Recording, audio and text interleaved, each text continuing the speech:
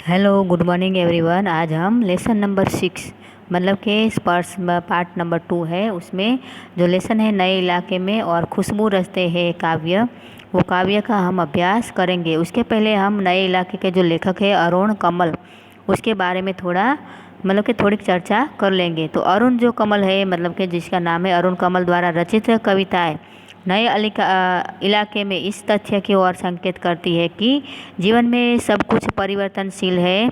कभी नए इलाके नए बसते हुए क्षेत्रों में आ जाकर अक्सर रास्ता भूल जाता है, और क्योंकि वहाँ प्रतिदिन कोई न कोई नया मकान बन जाता है और वह उन निशानियों को ढूंढता रह जाता है कि जिसके सहारे उसने अपनी मंजिल पर जाना था। प्रतिदिन बदलने वाले इस क्षेत्र में उसकी स्मृतियाँ भी उसे धोखा दे देती है, और जहाँ जाना चाहता है उसे 2 घर आगे और 2 घर पीछे चले जाते हैं। उससे लगता है कि वह उसे हर द्वार खटखटा कर पूछना पड़ेगा कि क्या यही घर है जहाँ उसे जाना था, या कोई उसे पहचान कर ही उसे पुकार लेगा कि इधर आओ, तुम्हें यहीं आना था। देखो बच्चों, इसमें बताया गया है कि लेखक अपने मित्र के यहाँ मतलब कि घर जाना चाहते थे, और वहाँ जाने के लिए पहले गए थे पर बहुत साल हो गए थे, परंतु बाद में वो जाते हैं तो वो इलाका बहुत नया बन जाता है, और गली जो है और जो जो भी स्थान है वहाँ पे नया स्थान बन जाता है। और इसीलिए वो लेखक है मतलब कि जो कवि है वो रास्ता अक्सर भूल जाते हैं, और जाने के लिए जिसका घर जाने वाले थे वो उसका घर ही भूल गए थे, और बाद में वो एक घर पहले चले जाते हैं, आगे चले जाते हैं, और एक घर पीछे चले जाते हैं। इसके बारे में एक कहानी मतलब कि ये जो कविता है वो बताई गई है। तो ये जो कविता है इसमें, और दूसरा जो है उसमें भी, ये दूसरे जो भाग है उसमें खुशबू रचते हैं हाथ, उसमें भी ये बताया गया है कि क्या बताया गया है। कवि कहते हैं कि प्रस्तुत का पाठ की कहानी में नया इलाके में, और दूसरी जो है उस कविता में खुशबू रचते हैं हाथ उसमें सामाजिक विषमताओं को बेनकाब करती हुई यह किसकी और कैसी कारस्तानी है जो कि वर्ग समाज के में सौंदर्य और सृष्टि कर रहा है और उस खुशहाल बना रहा है।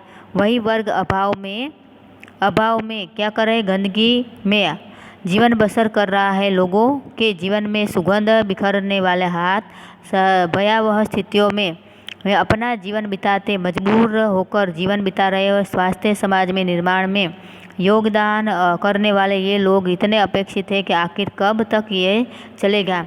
तो देखो बच्चों, पहला जो है उसमें नए इलाके में यानी कि कवि बार बार रास्ता भूल जाता है, और दूसरा जो टॉपिक है खुशबू रचते हैं इसमें कि गंदगी से भरे इलाके में जो मतलब कि जो सारे व्यक्ति हैं वो कैसी अगरबत्तियाँ बनाते हैं, और वहाँ का माहौल है बहुत सुगंधी भरा हो जाता है।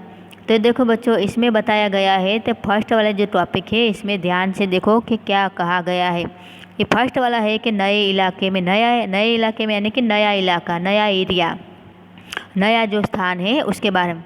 इन नए बसते इलाकों में जहाँ रोज़ बन रहे हैं नए नए मकान, मैं अक्सर रास्ता भूल जाता हूँ। देखो बच्चों, इसमें लेखक ने कहा मतलब कि कवि ने कहा है कि नए इलाकों में हो रहे नए निर्माण में गति के साथ साथ उससे उत्पन्न पहचान के संकट का यथार्थ चित्रण भी उन्होंने किया है। कभी किसी नई बस्ती में पहुंचता है तो वहाँ का रास्ता वो भूल जाता है। कारण यह है कि वहाँ रोज़ रोज़ नए नए मकान बन रहे हैं, और उन नए मकानों की भुलैया में वह अक्सर रास्ता भूल जाता है, और इसीलिए धोखा दे जाते हैं पुराने निशान। खोजता हूँ ताकता पीपल का पेड़, खोजता हूँ ढहा हुआ घर, और ज़मीन का खाली टुकड़ा जहाँ मैं बाए मुड़ना था मुझे। फिर 2 मकान बाद बिना रंग वाले लोहे के घर था 1 मंजिला। देखो बच्चों, इसमें लेखक क्या कहते हैं कि जो मैं जिसके घर जाने वाला था वहाँ का जो सारे का सारा जो नुकसान है वो मिट गया है, और बार बार मुझे धोखा दे देते हैं। मतलब कि मुझे ऐसा लगता है कि यहाँ का जो विस्तार था वो बहुत मतलब कि पुराना था, वो पुराने में से बदल गया है। और वो देखता मतलब कि कवि देख रहे हैं कि वहाँ पे एक पीपल का पेड़ था और एक गिरा हुआ घर था, और पास में एक खाली का टुकड़ा था, और एक 2 मंजिल वाला रंगा हुआ बिना रंगे वाला वो एक मकान लोहे का मकान था, वो भी आज दिखाई दे रहा नहीं है। क्योंकि वहाँ का जो इलाका है एक एकदम नया बन गया है। समझ में आ रहा है। और मैं हर बार एक घर पीछे चल देता हूँ या 2 घर आगे ठमकता चला जा रहा हूँ। देखो देखो बच्चों, कवि क्या करे कि मैं घर खोजने के लिए एक घर आगे चला जाता हूँ, बाद में पीछे चला जाता हूँ, परंतु कोई भी व्यक्ति मुझे ऐसा कहकर नहीं बुलाते कि चलो इधर आ जाओ। यहाँ रोज़ कुछ बन रहा है, रोज़ कुछ घट रहा है, यहाँ स्मृति का भरोसा नहीं। देखो बच्चों, इसमें कहा गया है कि यहाँ हर रोज़ नया नया बन रहा है और नया नया कार्य हो रहा है कि स्मृति यहाँ की याद का कोई भरोसा रहता नहीं है। एक ही दिन में पुरानी पड़ जाती है दुनिया, जैसे बसंत का गया पतझड़ का लौटा हूँ, जैसे बैसाख का भादों को लौटा हूँ। अब यही है उपाय कि हर दरवाज़ा खटखटाओ और पूछो क्या यही है वो घर। देखो बच्चों, इसमें बार बार वो कह रहे हैं कि सारी दुनिया कैसी हो गई, पुरानी हो गई है। और बसंत जब आती है तो खिल जाते हैं सारे फूल, परंतु बसंत में ही पतझड़ यानी कि पतझड़ हो गया हो, यानी मतलब कि लौट कर आया हूँ। जैसे बैसाख चला गया और भादों में आ गया, भादों का महीना आ गया हो, ऐसा मुझे लगता है। और बार बार मैं जो खोज रहा हूँ, क्या यही है घर कि जिसके कारण मैं जिस व्यक्ति को मिलने आया हूँ। समय बहुत कम है तुम्हारे पास, आ चला पानी रहा आ रहा है आकाश, शायद पुकार ले कोई पहचाने ऊपर से देखकर। देखो बच्चों, इसमें क्या कहा है लेखक ने। लेखक ये कहना चाहता है कि यहाँ पे स्मृति का कोई भी भरोसा नहीं है। न करते हुए नित्य घटने वाली घटनाओं का चित्रण करते हुए उन्होंने कहा है कि प्रत्येक दिन मुझे परिवर्तन का आभास मिलता है, कुछ न कुछ नवीन बनता रहता है, प्रत्येक दिन कुछ कुछ नई घटनाएं घटती रहती है। मनुष्य को अपनी स्मरण शक्ति पर भरोसा नहीं है, पुरानी यादें ही एक दिन में मिट जाती है, स्मृतियाँ पुरानी पड़ जाती है और ऐसा प्रतीत होता है कि वसंत ऋतु में जाने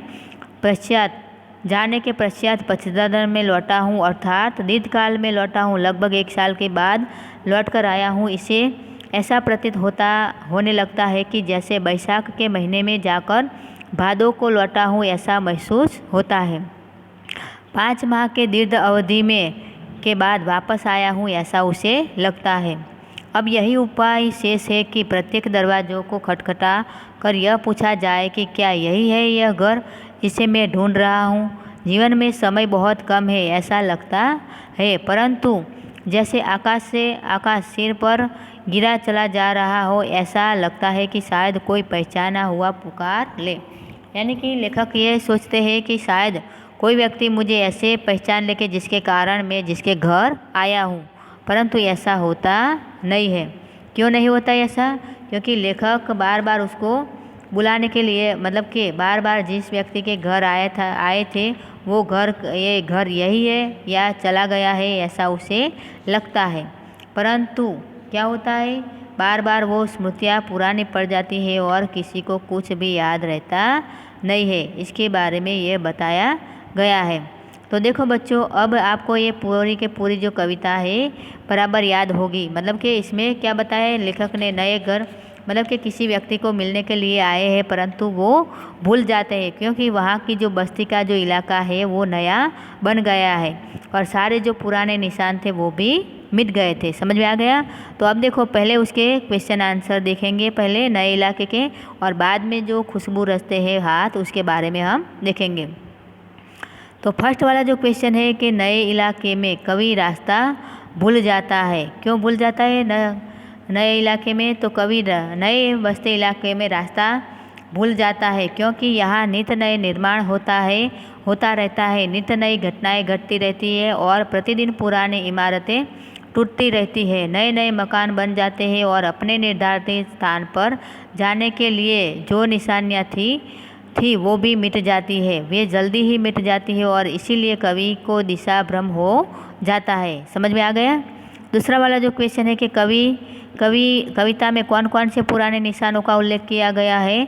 तो कविता में देखो कि पीपल का पेड़, खंडहर, जमीन का खाली टुकड़ा और 2 मकानों के बाद रंगीन लोहे के फाटक वाला 1 मंजिला मकान का उल्लेख किया गया है। अब देखो कि कवि एक घर पीछे या 2 घर आगे क्यों चल देता है?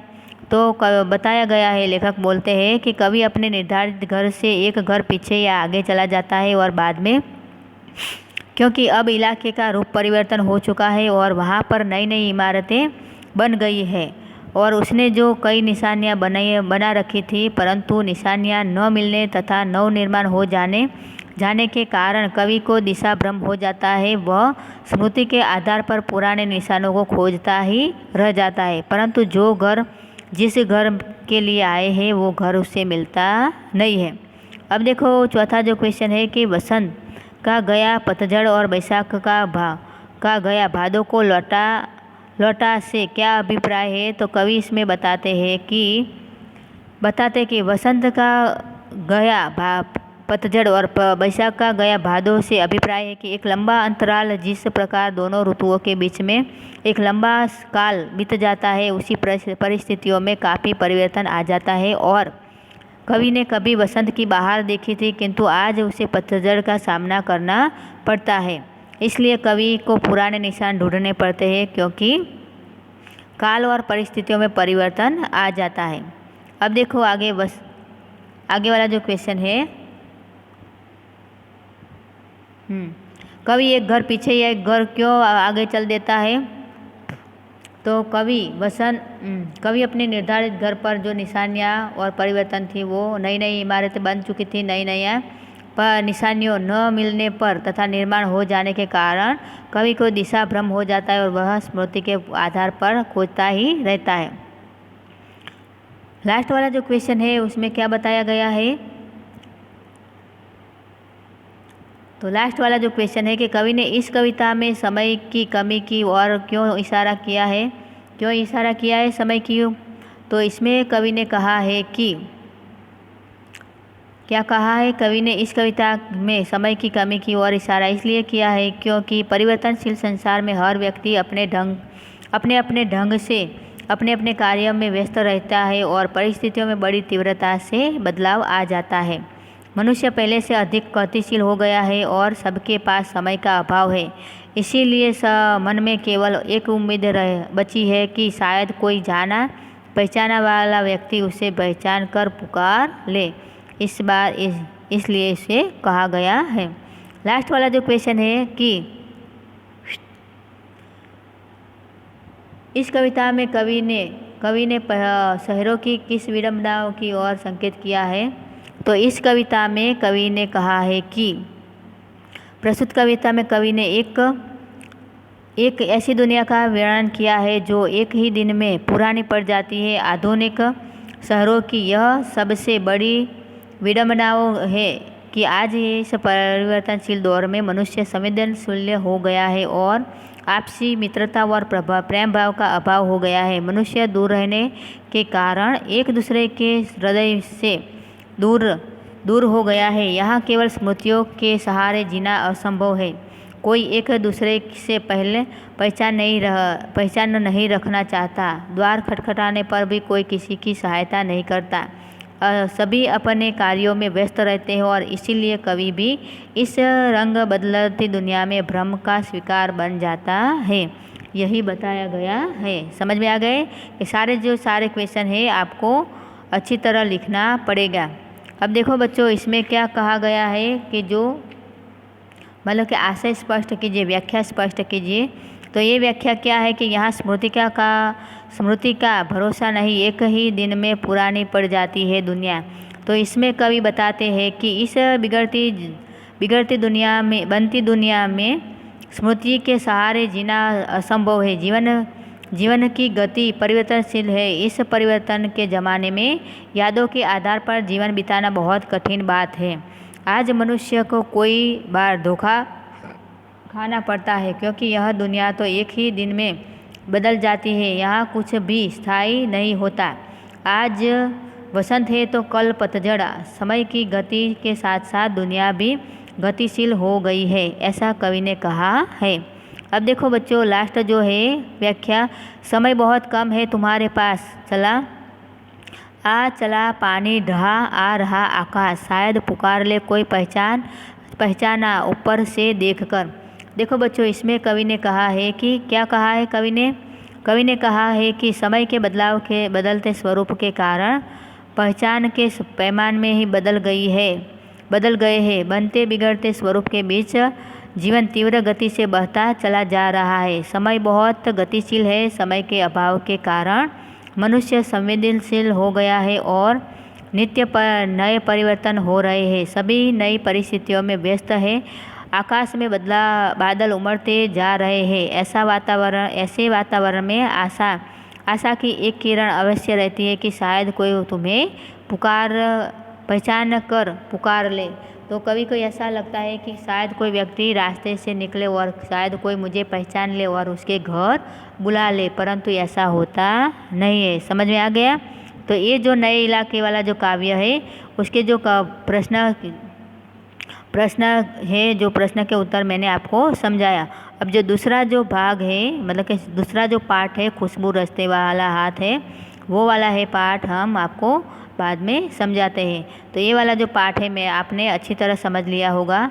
तो ये वाला जो पार्ट है उसके क्वेश्चन आंसर अच्छी तरह लिख देना। समझ में आ गए? कोई भी वाक्य में और कोई भी मतलब कि कुछ भी समझ में नहीं आ रहा है तो मुझे बताना। तो चलो बच्चों, ये वाला जो काव्य है उसका यहाँ पे ये काव्य यहाँ पे पूर्ण होता है। चलो ओके, बाय।